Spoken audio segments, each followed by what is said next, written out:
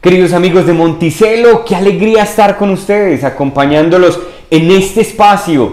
Un viernes más, un encuentro más, una conversación más, el Café Filosófico. Bienvenidos, qué alegría tener la oportunidad de vernos después de una semana. Esperamos que haya sido una semana muy filosófica para ustedes, que hayan podido filosofar bastante. Gracias a los que nos acompañan, nos dejan sus comentarios. Qué alegría realmente escucharlos y poder compartir con ustedes todo lo que ha sido o ha significado este café filosófico. Esperamos que sigan aprendiendo junto a nosotros.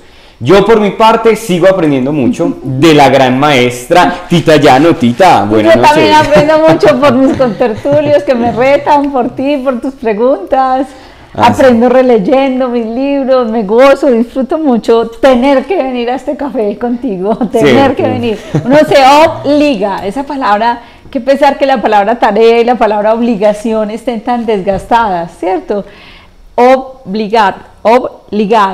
Ligado y me someto a eso que me ligo, pero yo voluntariamente me ligo. Yo me siento obligada a ti, yo me siento obligada a venir, sí, y esto es una tarea. Es una empresa, sí. Es un esfuerzo, es algo en lo que ponemos durante la semana, nos platicamos tú y yo, planeamos la música, la bebida, desde temprano, qué vamos a tomar. Hoy me has engalanado con unas flores, ¿qué es eso? Por contrastar un poco con el tema, mentira, no, sí, tiene que ver mucho para nosotros con el silencio y la soledad desde la espiritualidad, pero sí, ya voy a ver porque incluso tu ropa me habla como de... Bueno. Cero color, Tita, hoy, ¿qué pasó? Cero color. Gracias por estar aquí conmigo, Jorge Iván, gracias contertulios. Este tema me mata. Así es, a mí también me mata el tema de esta noche. Nuestro tema del día es el silencio y la soledad. De la noche, esta noche, de nada, de no sol, Exacto, bueno, el silencio, el tema de esta noche, el silencio y la soledad.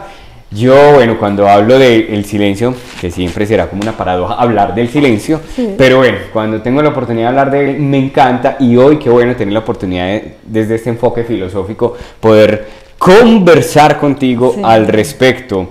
Esperamos que ustedes también lo disfruten tanto como nosotros dos lo disfrutamos, que aprendan tanto como nosotros dos aprendamos, que sea realmente un espacio muy, muy, muy valioso para todos nosotros. Bueno, entonces, ¿qué pasó con la ropa? Nada de color, ¿por qué?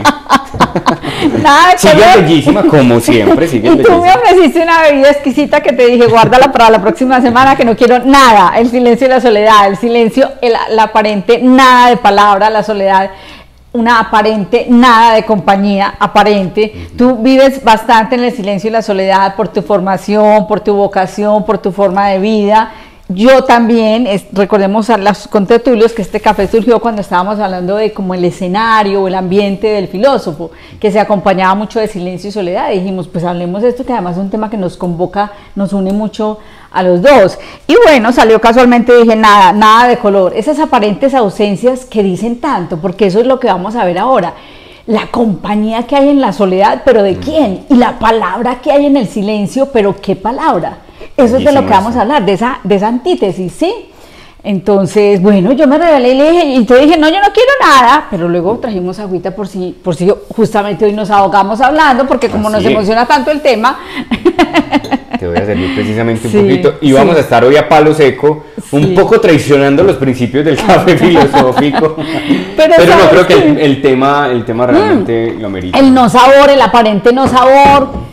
Pero porque siempre tenemos que tener sabor, porque siempre es con color, porque siempre es con compañía, porque siempre es con sonido. A ver, pregúntame por la música, Jorge Iván. ¿Qué música estamos escuchando? ¡Nada!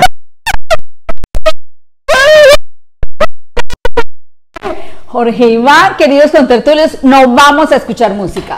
Pero no vamos a escuchar música porque vamos a valorar esas aparentes nadas, como incluso esa nada, y por favor saboreátala, porque tú me has hecho mucha burla cuando yo propongo el agua, a ver. Y hoy no así como queremos saborearnos la soledad, saborearnos el silencio y encontrarle un sabor y un saber, un sabor y un saber. a todas esas aparentes ausencias. Pues no vamos a escuchar música, pero ¿sabes quién se inventó eso en un concierto? John Cage. John Cage era filósofo. Cuando hablé de la bilirrubina y Juan Luis Guerra hace 15 días que nos fue mal con el sonido, no me acordé de este otro músico, John Cage, de la música electrónica. Hay algunos que no lo consideran, era tan extravagante que no lo consideraron músico, de Estados Unidos, en los años 50, presenta el concierto por el que se vuelve más famoso llamado 433. Y 433 es un concierto, ese es el primer movimiento, lo puede tocar cualquier instrumento. Lo que hizo fue lo siguiente: allá en Nueva York estaba el piano, con la tapa abierta como lo tenemos siempre, listo para tocar. Él llega para que la gente se dé cuenta que empieza el concierto, cierra la tapa, se queda 4 minutos y 33 segundos sin tocar el instrumento. Abre la tapa y los oyentes se dan cuenta, la audiencia, que empieza el segundo movimiento. La instrucción que da en la partitura es: toque usted la pieza completa con cualquier instrumento. Lo que debe hacer, ojo, que parece sutil, es no toque el instrumento, no es hacer silencio, sino no toque su instrumento. Cuando usted no lo toca, aparecen otras cosas. Entonces es típico cuando estamos en el teatro, la filarmónica, el Mesías de Händel y todo el mundo, el nervio. Entonces suenan otras cosas, suenan unas páginas, suena una pierna que se cayó, suena alguien que se desespera, un celular que no se había apagado, bueno, no en los años 50, pero la obra ha sido muy replicada. John Cage. Entonces, bueno, pueden buscar todos los 4 movimientos, el primero es ese, pero sí, no vamos a escuchar música hoy, vamos a... Y ¿sabes también que te invito? A que hagamos ratitos de silencio, de vez en cuando. Entonces nos acordamos los dos y tú mides con un minutito y practiquemos eso, y a ver si configuramos así la tareita para la otra semana. O sea, también ahorita que estamos conversando, tú y yo siempre hablamos, pues aquí platicamos, pero además yo sé que tú y yo tenemos un afán que nuestros contertulios, por favor, espero que ustedes no tengan. O sea, cuando ustedes siguen ahí platicando, que nosotros los dejamos con la bebida servida y con la palabra servida, que es eso lo que hacemos, servir la palabra, ¿cierto? Que sea como la botana en México, los canapés, ¿sí? El pisco labis, pero nosotros sí ahí platicamos mucho. Porque tenemos como afán de dejarles muchos bocadillos sobre la mesa. Sí. Ay, hoy hagamos silencio, pues porque eso es parte de una buena conversación, que tú y yo no nos podemos dar ese lujo. Exacto. Entonces démonos hoy ese lujo de hacer de vez en cuando pausas y nos quedamos mirándonos las caritas. Pues, mirando esto, mira, además ¿qué más música? Esto es un poema visual. Estas flores en ese amarillo, ese morado, ¿qué más necesitamos que eso? Qué bella combinación, ¿cierto? Sí. Y en esas bellas flores, bueno, pues vamos a aprovechar unos instantes en silencio, empecemos, ¿cierto? Con nuestro silencio. Entonces tú mides, que yo no tengo reloj, por favor. Así es. Y así nos entrenamos. Ustedes allí en casa, unos instantes de silencio, que bueno, muy apropiado para este tema.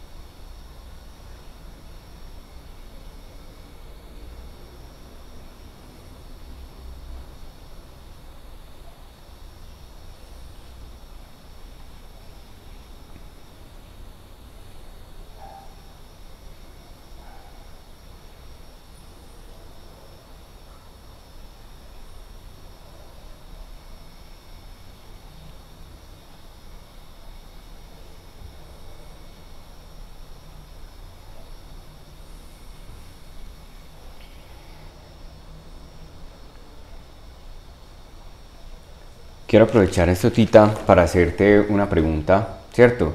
Que también se lo hice a los contertulios.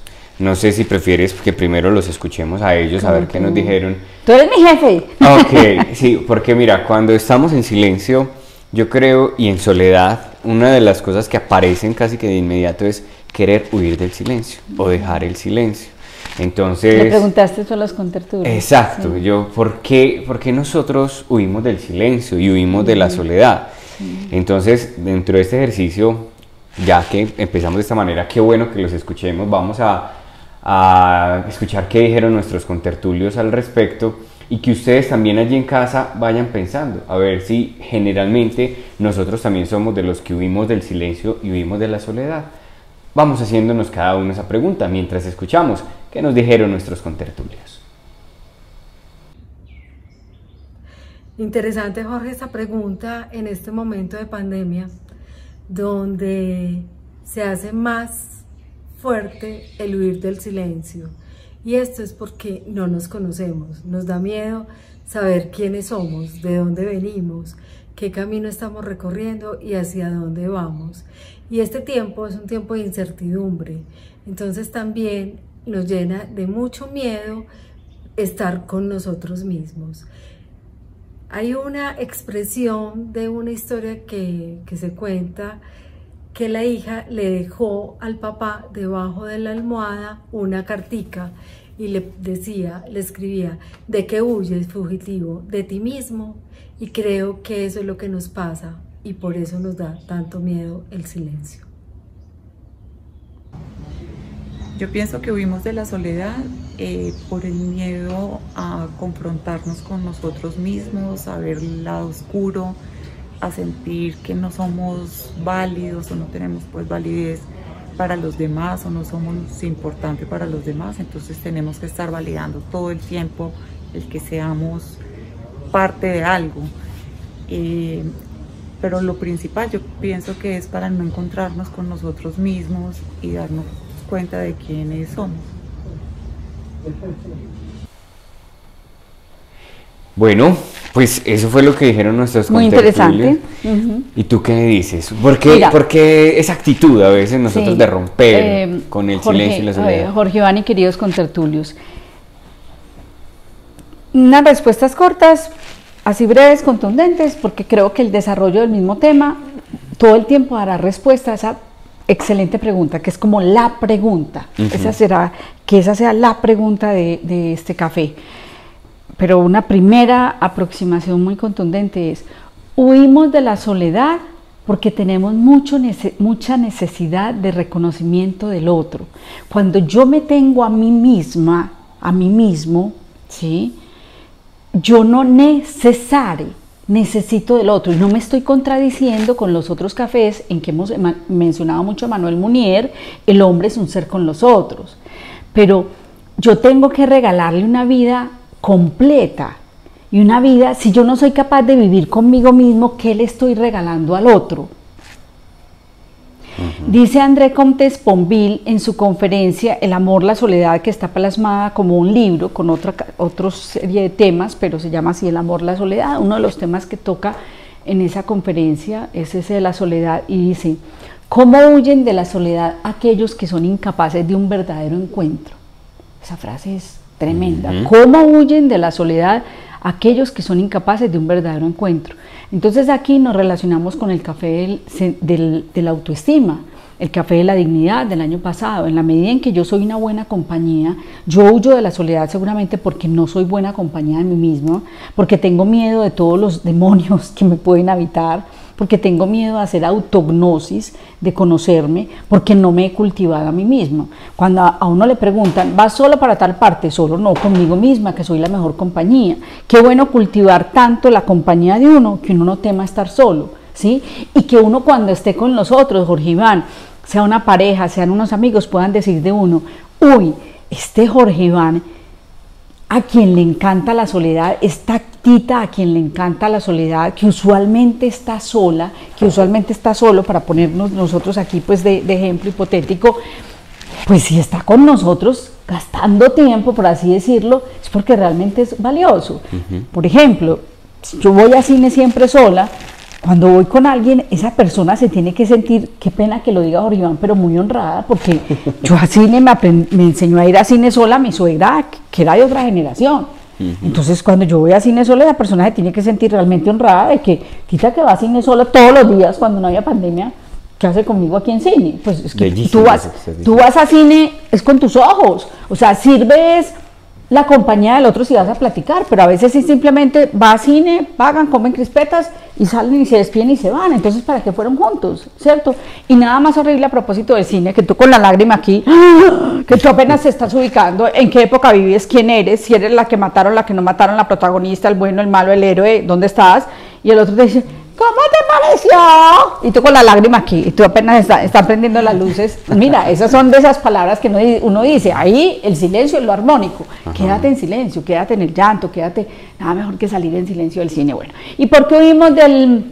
Pero espérame, Tita, antes de que... Eso no sería egoísmo tampoco, pues, para diferenciarlo un poquito. Ah, no, hay que diferenciarlo porque mira, una persona que usualmente hace las cosas solo, porque hay profesiones que nos enseñan eso, o sea, qué pena, tú sabes que he sido resistente como a que nos pongamos de ejemplo, pero bueno, también seamos paulinos hoy, que Pablo dice que hacer comunidad, pues confesarse con el otro y es parte regalar de nuestra vida privada y nuestra vida pues muy íntima, Jorge Iván. Pero yo sé que en eso compartimos, o sea, tú por tu opción de vida también practicas mucho la soledad y el silencio, y yo también porque yo me he configurado con la filosofía. Cuando me dejan.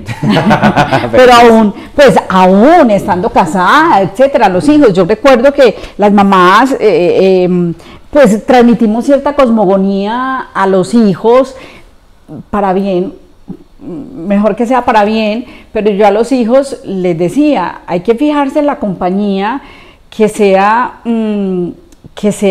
una persona con la que uno pueda conversar, valoramos mucho eso, que una buena compañía, o sea, una buena amistad, una buena pareja, que se elige para la vida, se pueda platicar con ella. Pero, Iván, una compañía con la que se pueda pasar en silencio toda una tarde, sin que me tenga que preguntar, ¿estás brava? ¿Pero qué te pasa? ¿Estás bien? ¿No hablas? ¿Estás bien? No, que ese silencio esté lleno de amor. Y yo... lo puedo decir porque mis hijos, por cierta circunstancia de su padre, bueno, va a haber que decirle para que no dejar ciertos incertidumbres en los contertulios. El padre pintor, entonces los artistas viven en mucha silencio y mucha soledad, entonces se criaron en una casa muy silenciosa, una casa muy grande en que había espacio para cada uno, muy buen espacio, entonces de repente alguien rompía el silencio y decía, vamos a juntarnos, ¿qué vamos a jugar? ¿Qué vamos a comer?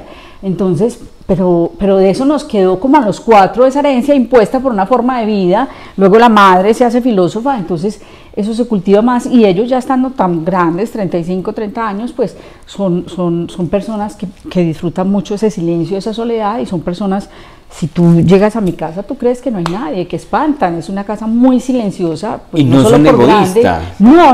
O que se aíslan. No, porque cuando tú decides, es que ese es el aislamiento, ahorita vamos a diferenciar el silencio del acallamiento, que sería algo malo, y la soledad del aislamiento. Nadie quiere el aislamiento, pero la prueba sería, listo, a ti te gusta estar en silencio, pero Tita, Jorge Iván, cuando nos toca hablar, mira aquí que no nos paran. Y nosotros seguimos hablando y desde que llegamos estamos hablando como una chicharra, ¿cierto? Y si estamos en una reunión hablamos, ¿sí? Pero cuando podemos disfrutar de nuestro tiempo solo de nosotros, queremos estar en silencio. Yo sé que a mí poca gente me cree que a mí me encanta estar en silencio y que realmente los amigos que más quiero son esos que me dejan estar en silencio.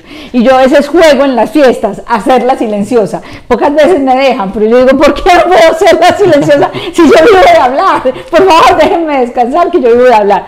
E igual, la soledad, o sea, que tú no tengas dificultad para hacer relación con el otro, para salir con el otro, pero que tampoco tengas necesidad. Yo creo que ya lo habíamos mencionado en algún tema o de sentido de vida o del amor, que una relación auténtica se daría en una pareja cuando, mira, yo no te necesito, necesario, o sea, yo puedo vivir sin ti, pero quiero vivir contigo, yo no te necesito esta tarde, yo no te necesito para este viaje, pero quiero hacerlo contigo, no te necesito ni por compañía, ni por seguridad, ni por dinero, ni por tu inteligencia, ni por tu cultura, por nada. Me basto a mí mismo porque me he cultivado. Qué pena que eso es una obligación que tenemos. Sed perfectos como mi Padre Dios es perfecto. Ámate como a ti, amar a los otros como a ti mismo. ¿Sí? El cultivo interior. Lo que pasa es que no nos cultivamos, entonces el silencio se nos convierte en un grito interno y en un demonio. Y la soledad, pues que nos conduce también al silencio, porque si estamos solos, ¿quién habla? Entonces acostumbramos hay personas que acostumbran llegar a las casas y prender radios y prender televisores, les da pavor, pues como el fantasma que los habita, todo nos habita un alter ego, pues que qué bueno que nos esté hablando, nos esté recordando, hay una mejor Tita, hay un mejor Jorge Iván, no te arrastres, porque siempre ese alter ego es superior a nosotros mismos, pero como nos gusta acallarlo, ¿listo? Exacto, me encanta. Entonces, antes de que pasemos a por qué se rompe el silencio, que fue lo que ibas a decir antes, sí, hacer un eco sobre esto. Miren, yo sé que soy una persona solitaria, aunque ahorita vamos a hacer la diferencia entre soledad y aislamiento. Exacto, porque disfruto la soledad, pero estoy bien cuando estoy con otra persona. Sí, y eso, ahí ya es donde uno dice que no es egoísmo ni aislamiento, claro. ¿No? O sea, me encanta, me gusta estar solo, porque eso me ayuda a cultivarme, porque eso me ayuda a filosofar, que por eso lo quisimos también unir al tema que vimos en los 2 últimos cafés. Cuando yo estoy solo tengo esa posibilidad de filosofar, de pensar, de estar conmigo mismo, de repensar muchas cosas, pero también me abro a la relación. Entonces eso será muy importante. Y di la misma frase, por favor, Jorge Iván, la que acabas de decir, di la ola con la palabra y el silencio, que aplica la misma frase. Exacto, entonces yo puedo estar en silencio, disfrutar el silencio, vivir en el silencio, pero cuando me toca hablar, cuando tengo la oportunidad de estar con una persona, hablo, comparto, converso, dialogo, todo eso. Entonces, ¿por qué ahora sí? Bueno, entonces nos habías dicho, ¿por qué huimos de la soledad? Sí. Porque nos cuesta estar con nosotros mismos, porque necesito el reconocimiento del otro. Porque no nos hemos cultivado y en esa soledad sale el silencio, por eso son temas tan emparentados. Exacto. Pero entonces empecemos hablando del silencio y diferenciándolo del acallamiento. ¿Y por qué huimos del silencio? Exacto. Sí. Huimos del silencio porque nos quedamos con la voz, nos quedaríamos con la voz interior, ¿sí? Mira, huimos del silencio cuando estamos con el otro. Ahorita tengo que hacer una clasificación del silencio, inmediatamente después de esto me gustaría que me permitieras hacerla. Claro.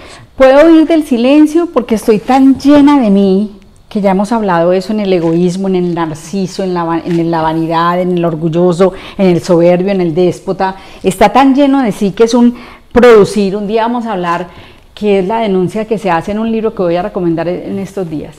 Lo voy a dejar de sorpresa, porque no lo traje hoy, entonces no me gusta recomendar libros que no puedo mostrar la carátula. Entonces estamos como produciéndonos tanto nosotros mismos, y mira que ahora en las redes hablamos tanto, hablamos, nos producimos a nosotros mismos, nos mostramos, nos exhibimos, estamos tan llenos de nosotros que quedarnos en silencio es como, ¡ah! Yo no existo, estoy en silencio. Publica en Facebook, publica en Instagram, habla, o sea, muéstrate, exhíbete. Entonces en una reunión, si yo no he estado en silencio, como que no existo, es la manera de decir afirmo.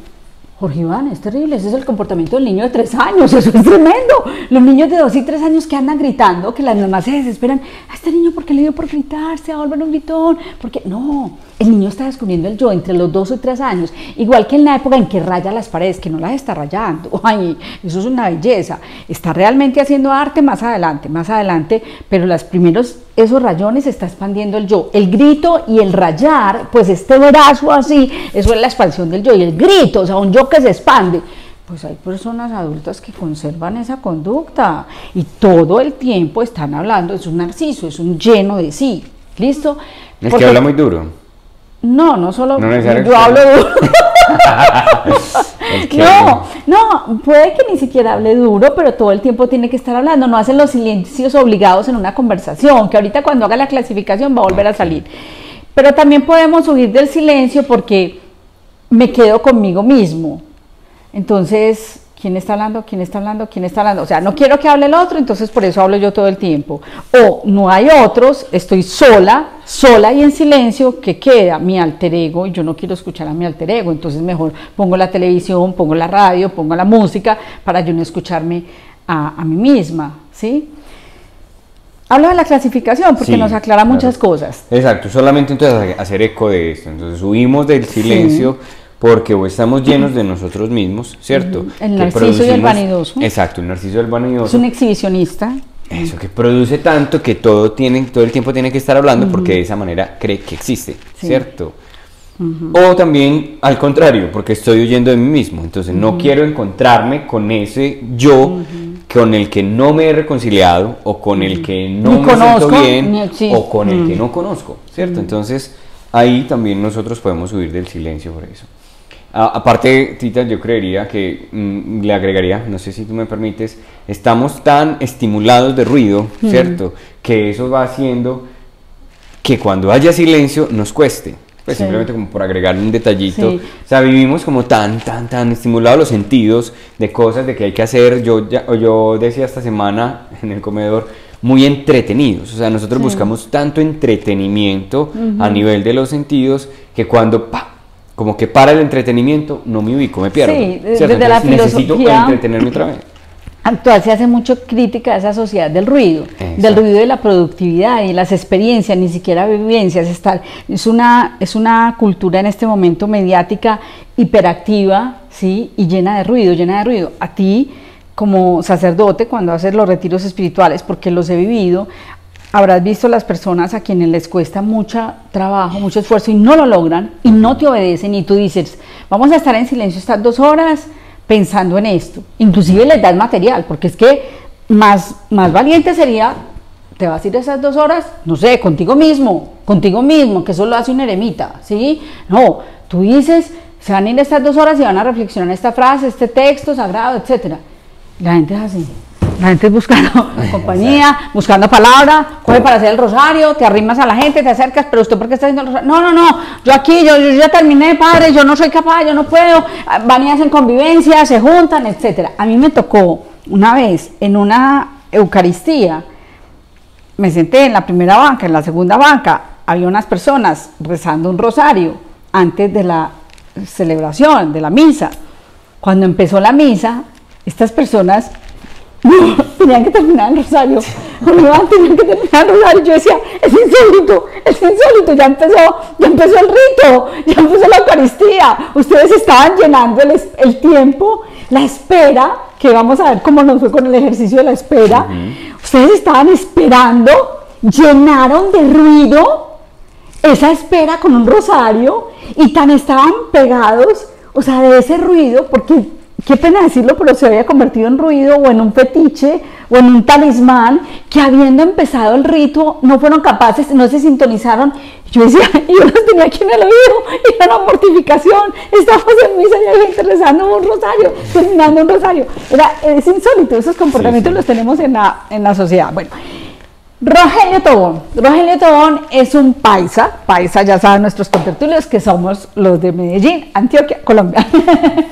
Entonces, Rogelio Tobón es un lingüista de la Universidad de Antioquia. Verifiqué que el libro que no lo traje porque es un tesoro, y además no es uno de mis referidos, no lo traje, no lo saco, porque es una edición muy privadita la que tengo en papel.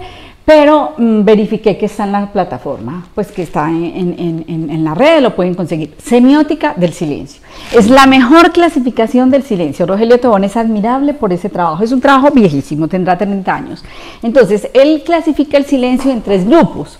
El silencio formal, que sería cuando no está presente la palabra, pero sí está presente el sentido.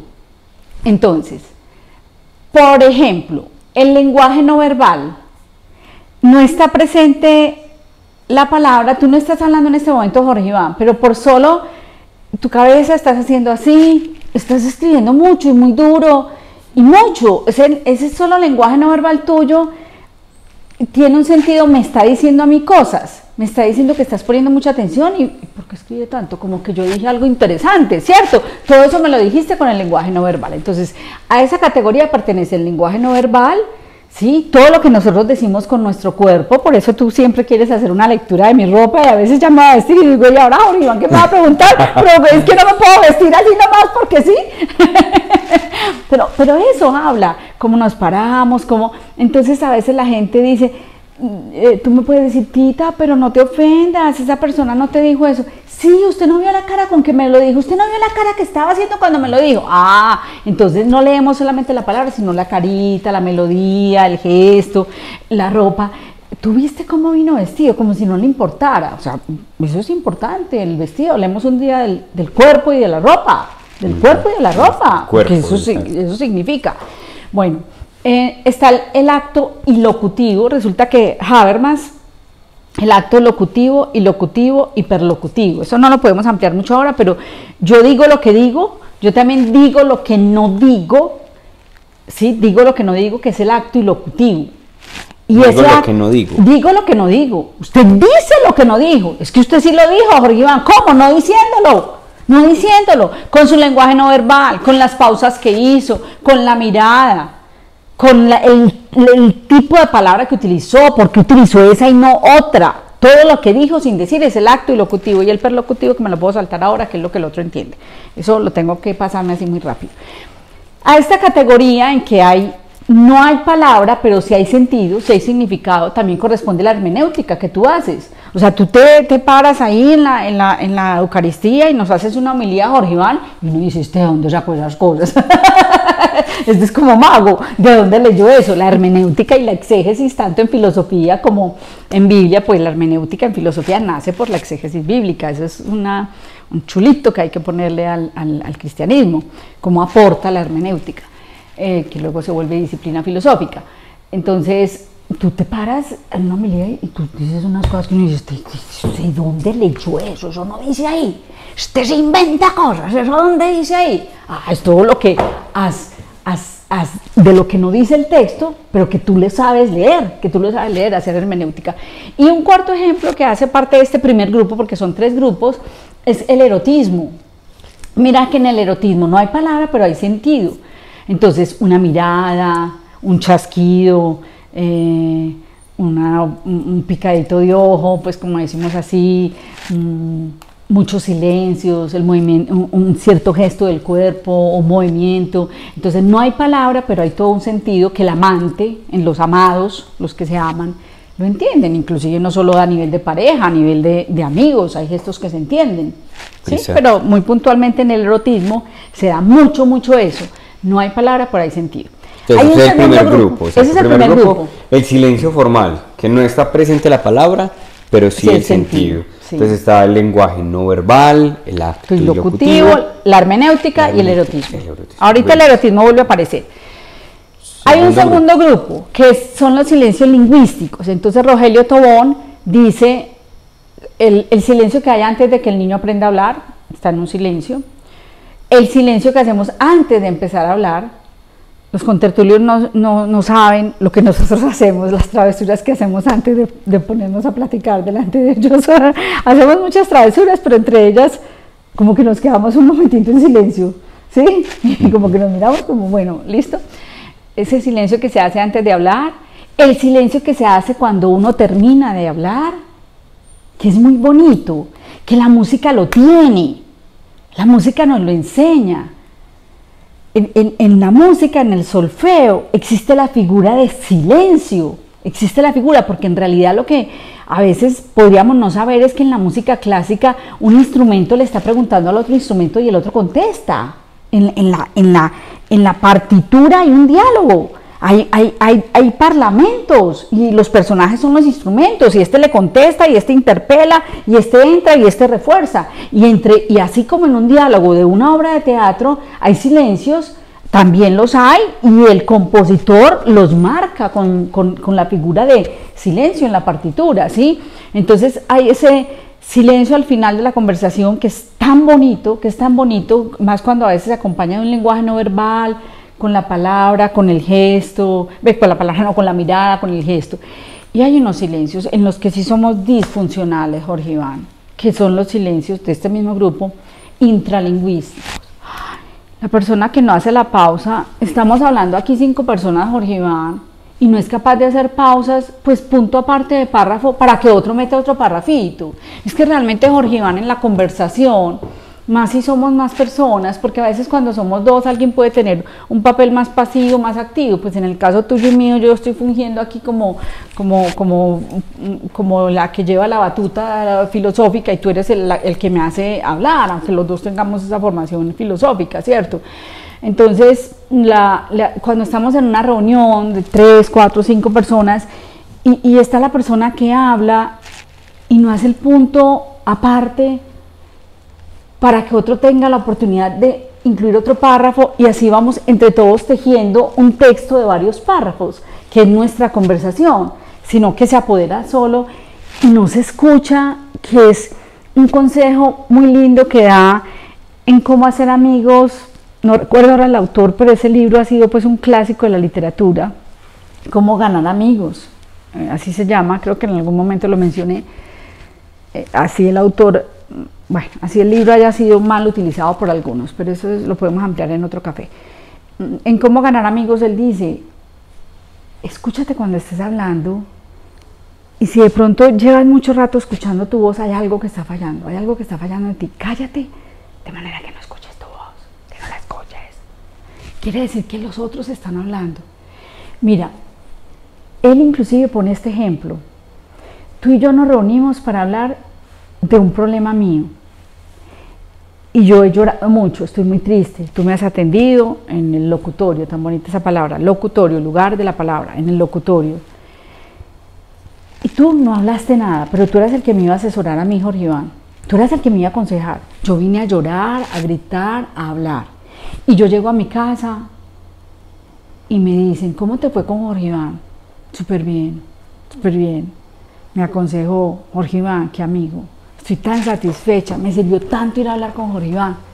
Y llega el hijo y te dice, Jorge Iván, ¿qué hablaste con mi mamá? Y tú dices, Simón, me quedé callada todo el tiempo. Esa mujer estaba poseída, no hizo sino hablar y gritar, llorar, pero yo la dejé y mira qué bonito. Y Tita se fue con la sensación de que tú hablamos muy bien. ¿Qué fue lo que pasó? Que tú me escuchaste muy bien. A ver, recopilo esa sensación porque está estudiada en la percepción del lenguaje. Hay que hacer un café sobre la escucha. También. Resulta que cuando yo me siento escuchado, la neurología de la percepción, lo que me dice a mí, es que el otro conversó conmigo. Pero hay muchas situaciones, tú que lo vives porque tú toda la semana estás asesorando parejas y asesorando personas. Y a veces esa persona realmente llega, como el ejemplo que estoy diciendo, ahogada, a los gritos, y a ti ni te da tiempo, pues es que tú no haces sino pasarle clines y tener un lenguaje no verbal de acogida y hacer así la cabeza un lenguaje no verbal y de repente si hay la confianza, ponerle la mano en el hombro e inclinarte, pero no te ha dado chance de hablar, que tú querías algo para decirle, pero es que ni siquiera te ha dado chance. Y la persona sale con la sensación de que conversaron muy bien. Y tú no dijiste nada. Eso es muy bonito. Eso es muy bonito, entonces hay que practicarlo. Esos son los silencios intralingüísticos en los que no nos va muy bien. Ya es momento de hacer otro ratito de silencio, ¿cierto? Pero estoy esperando que... ¡El tercer grupo! Exacto, el tercer grupo. Y es que como me estabas arrimando tanto... No te estoy escuchando. No, incluso este va a ser el próximo tema. Esperemos que alcanzamos a terminar por completo. Pero listo. El próximo es el de la escucha porque es fundamental. Entonces el tercer grupo tiene muchos tipos. Sí, el tercer grupo, entonces, segundo grupo, el silencio lingüístico, que es el que hay antes de que el niño empiece a hablar, el que antes de hablar, incluso antes de una conversación, o cuando se termina una conversación, ese silencio es importantísimo también. O el que en medio de una reunión se sabe hacer un silencio para darle la palabra a otra persona. Muy bien. Ahora, este grupo es el silencio semántico, el tercer grupo, el silencio semántico, y a él pertenecen varios tipos de silencio. Entonces es cuando el silencio está, la palabra existe, en el silencio lingüístico lo que decíamos es que hay sentido pero no hay palabra, ¿sí? En el silencio, mira los tres grupos, en el silencio formal no hay palabra pero hay sentido, ¿sí? En el silencio lingüístico tampoco hay palabra, ¿sí? Y hay sentido, porque no hay palabra, yo me quedo calladito o no sé hablar. En este hay palabra, pero el sentido está alterado, subvalorado, subestimado, incapacitado. Por ejemplo, el silencio místico. o el silencio trascendente, o el silencio religioso. Hay cosas que tú sabes, unas palabrillas que tú dices por ahí cuando estás celebrando la Eucaristía, unas palabritas que dices pasito, así como muy sagradas, ¿cierto? ¿Cómo se llaman esas palabritas que tú dices? Ay, Y uno alcanza a escuchar y no, pero ¿qué es esa brujería que está haciendo el cura ya?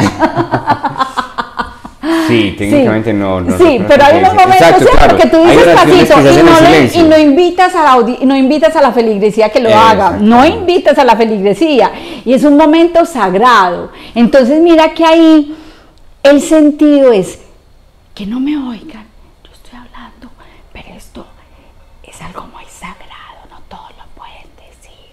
Entonces el sentido está un poco modificado.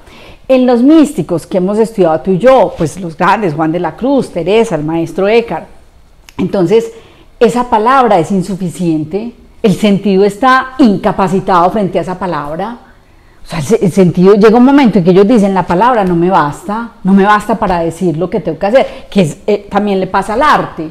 Entonces hay palabra, hay pintura, hay sonido en la música, mira John Cage, 433, pero pues ya esto es insuficiente, ¿sí? En el esotérico, pero no vamos a comparar pues religión con esoterismo, pero alguien lo vería así, pues en esas prácticas en que hay algo como de una sabiduría que es solo de algunos, entonces eso permanece en secreto. En la mentira también hay este tipo de silencio, porque se callan unas verdades y la palabra se dice, entonces el sentido está alterado. En el secreto también el sentido está, hay palabra, pero si cuenta una parte, otra no, está alterado. Son todos esos ejemplos de me encanta eso, cuando la palabra es insuficiente. Es insuficiente, entonces la palabra para expresar lo que estoy sintiendo. Ajá, ahí surge, de esa clasificación, yo te dije que me dejaras hacer la clasificación por lo siguiente, porque de ahí surge la distinción que queríamos hacer de silencio y acallamiento, así como de soledad y aislamiento. Entonces mira que el acallamiento, el silencio de poder, el silencio político, el silencio de estos gobernantes que no nos dicen toda la verdad, entonces el sentido está alterado. Hay una palabra, pero no la están manipulando, ¿sí? El silencio de un chantaje, el silencio del acallamiento.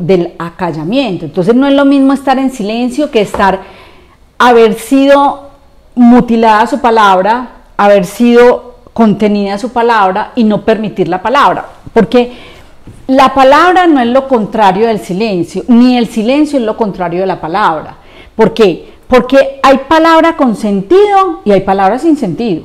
La cháchara, hay palabras sin sentido y palabras que dicen, palabras imprudentes, no hay otras palabras que sandeces dicen, que sandeces, ¿cierto? Palabras que no dicen nada, pero también hay silencio con sentido y silencio sin sentido. O sea, ¿cuál es el valor del silencio? El silencio en sí mismo no es malo, hay silencio necesario y hay silencio inútil, útil e inútil. Hay silencio misericordia. Yo prefiero quedar en silencio por compasión contigo, Jorge Iván. Y hay un silencio cruel, hay un silencio que deprime, hay un silencio que salva y hay un silencio que mata. Hay un silencio bobo. Pues usted es que es bobo, ¿qué? Hay un silencio inteligente. ¿Sí? Tita, te me callas ya. Ay, bueno, callémonos antes de leer esto, callémonos otros minutitos. Cuentas si está bien decir, te me callas o Tita, silencio. Vamos a estar unos instantes en silencio.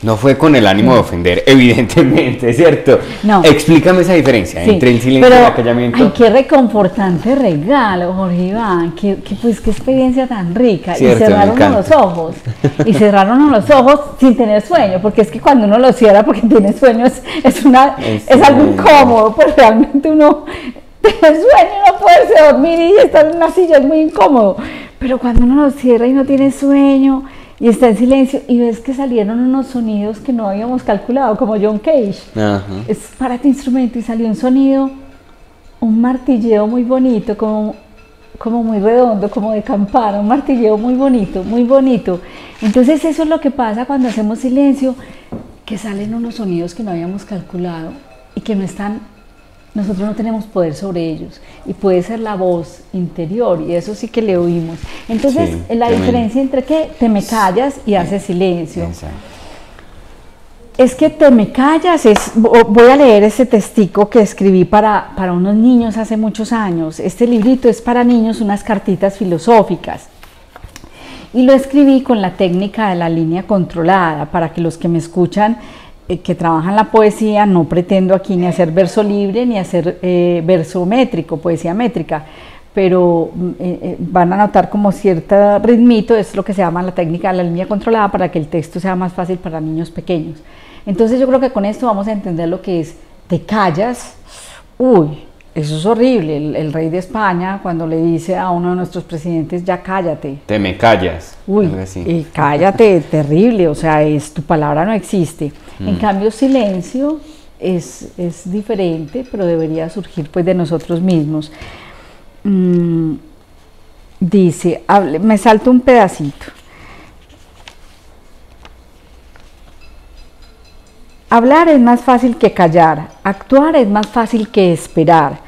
Para ser educado, ex ducere, para sacar afuera lo que uno tiene adentro, hay que emprender un camino, largo, corto, despacio, rápido, hacia el silencio y la soledad. Toda nueva idea ha brotado en la soledad. Esta no ha surgido en el conglomerado de gente, o si ha brotado en una verdadera comunidad académica, esta ha sido por el trabajo de varias soledades.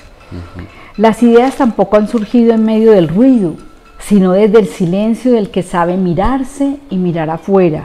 Pero nuestra cultura no enaltece el silencio ni la soledad. Se nos inculca, nuestra cultura es ruidosa y conglomerada, lo que tú decías ahora. Se nos inculca desde temprana edad la necesidad de una compañía, eludiendo la verdad inexorable de que nacemos y morimos solos. Y es así, en silencio y soledad, que nacen la filosofía, el arte, la ciencia.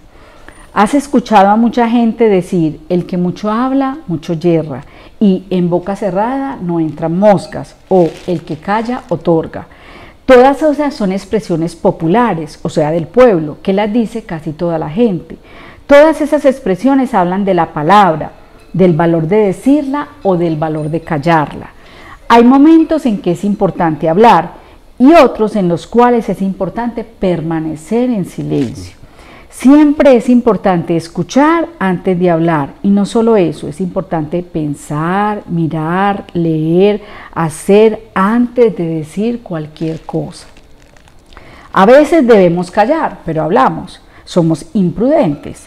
Otras veces debemos hablar y callamos, lo que a ti te preocupa, que ahorita lo vas a comentar, porque tenemos miedo, entonces somos cobardes, o nos han enseñado a no hablar, o tenemos pereza de actuar, de colaborar, de cambiar. Entonces es que nos falta afrontamiento, que es una parte del ser humano. Debes saber que la palabra es importante, el silencio también es importante. La palabra es importante para cambiar, la palabra es importante para trabajar, la palabra es importante para hacer cosas juntos, aprender, transformar, amar, enseñar, producir, evitar. Pero sucede que no siempre la palabra es respetada, ni valorada, ni tenida en cuenta. A veces la palabra es silenciada, te me callas, por la fuerza, matando, extorsionando, desapareciendo, censurando, bloqueando. Hay grupos que mandan callar, hay gobiernos que mandan callar, hay instituciones, hay personas que no quieren que otras hablen, no les conviene que otros hablen, no valoran su palabra, no respetan su palabra y las mandan callar. Antes quemaban libros, como uno de Galileo, o como los libros que mandó quemar Hitler, porque no pensaban como él. Quemaban personas. ¿Recuerdas a Giordano Bruno, el filósofo? ¿Recuerdas a Juana de Arco, que no era filósofa, pero que tenía un sueño de libertad? Antes desterraban a la gente, o la hacían vivir el resto de la vida en una cárcel, o en su propia casa sin salir.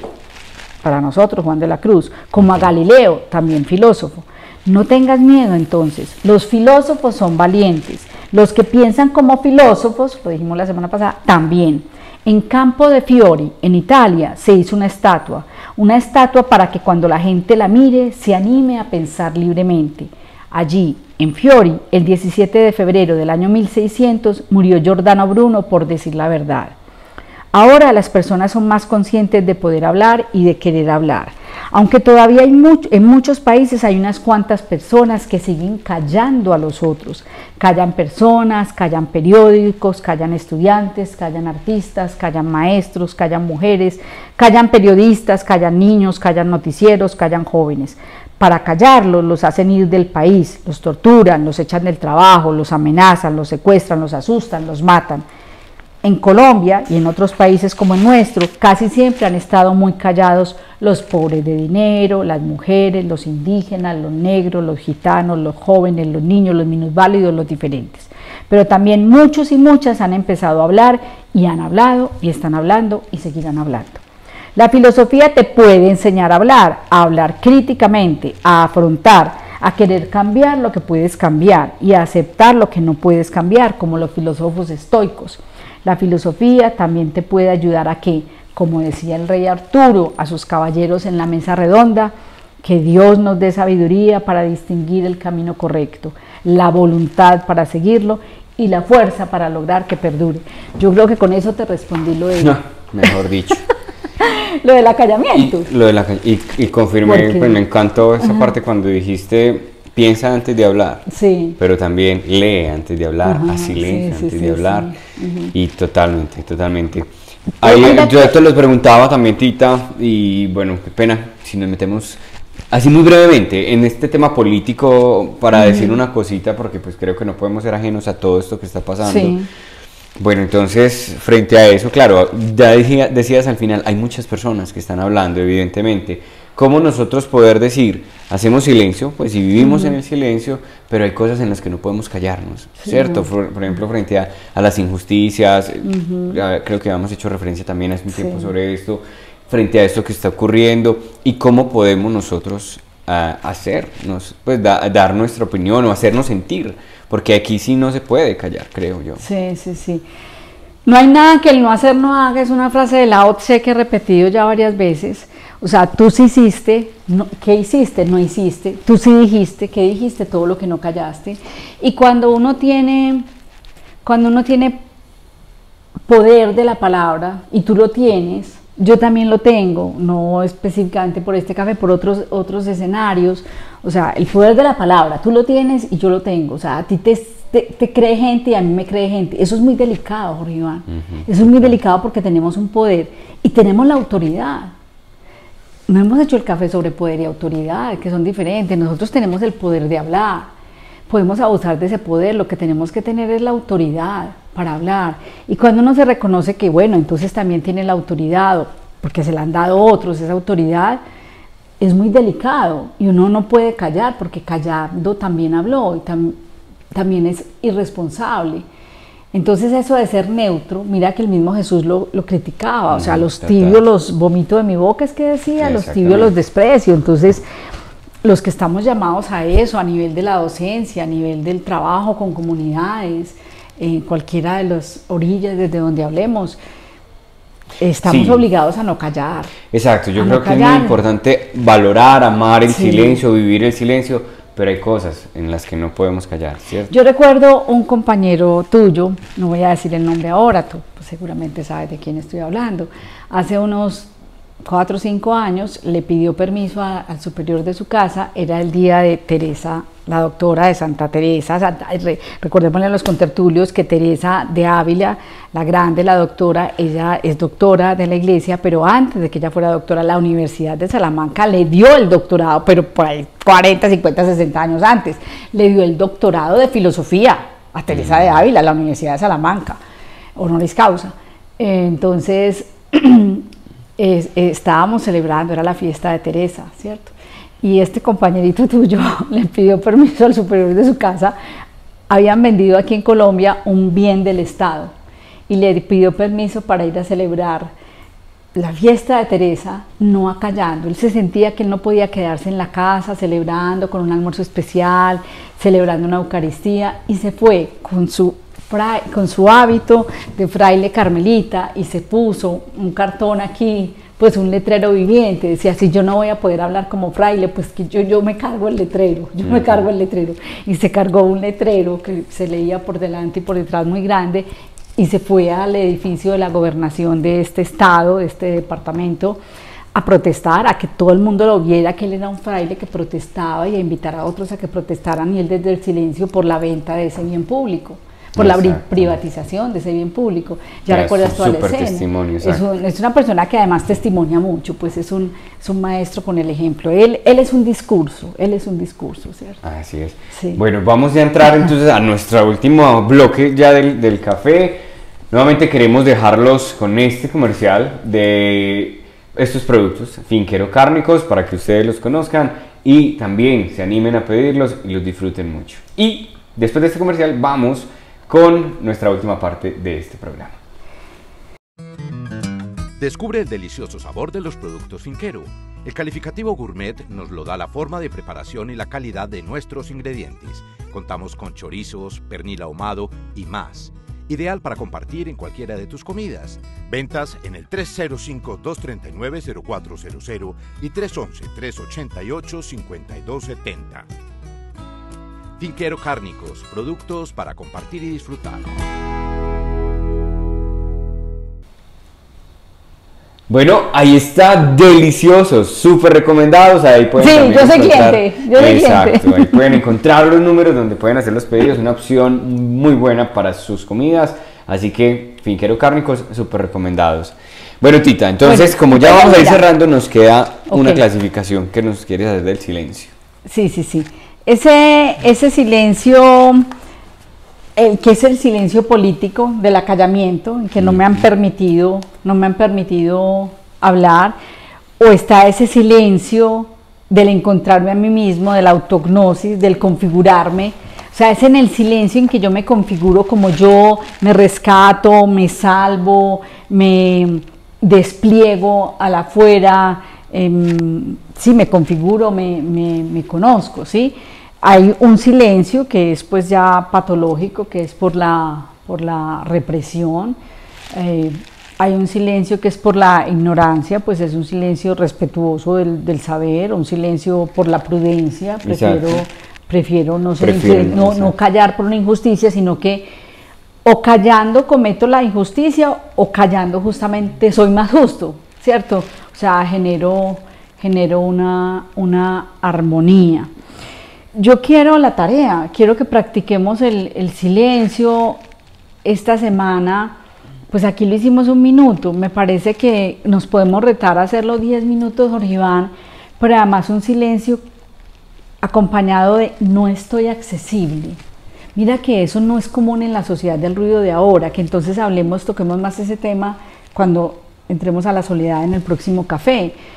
Entonces, además, que sean 10 minutos en que yo no estoy accesible. Ese celular, teléfono celular, ese móvil está por otro lado, el teléfono fijo, si lo tenemos todavía, está desconectado, el timbre está desconectado. O sea, bueno, las personas que puedan o que están cuidando a un enfermo, etcétera, pues no lo hagan en su tiempo de oficina, pero hágalo de nadie accede a mí, porque es eso. Es además, no estoy accesible, es que nos hemos vuelto objeto de uso. O sea, Jorge Iván, ¿por qué no me contestas? Pero te llamaba y no me contestas. Y Jorge Iván me mira, pues es que te tengo que contestar cada vez que me llames. O sea, soy tu objeto. Yo cojo una jarra y la jarra está disponible en la cocina. Pero ¿cómo así que tú estás disponible para mí? Porque nos volvimos así tan disponibles, ¿sí? Como si fuéramos objetos. Entonces hagámonos los no accesibles durante 10 minutos en que estamos en silencio, nada de música de fondo, como hoy, nada, nada, nada. Estoy en silencio, lo máximo es si quiere cierre los ojos, si quiere no los cierre, nada pasa, acompañado de la espera, pues anterior. Exacto, entonces siendo muy explícitos o para ser más explícitos, ¿por qué estar en silencio? ¿Por qué estar en silencio?